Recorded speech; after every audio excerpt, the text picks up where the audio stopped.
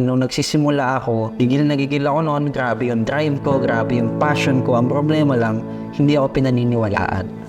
Ang problema lang, medyo hindi mataas ang tingin sa akin.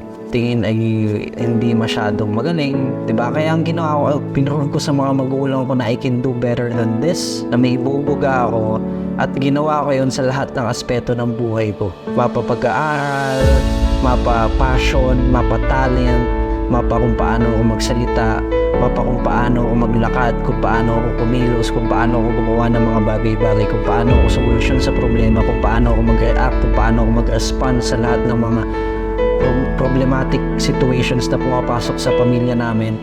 Pinakita ko na ako ang bigger person. O gusto mo ako ma-meet? Gusto mo ma-meet si Josh Mojica, mga kapwa kong negosyante? O pumunta ka sa Usapang Negosyo this March 23, mag-usap tayo tungkol sa negosyo at sa pangarap mo.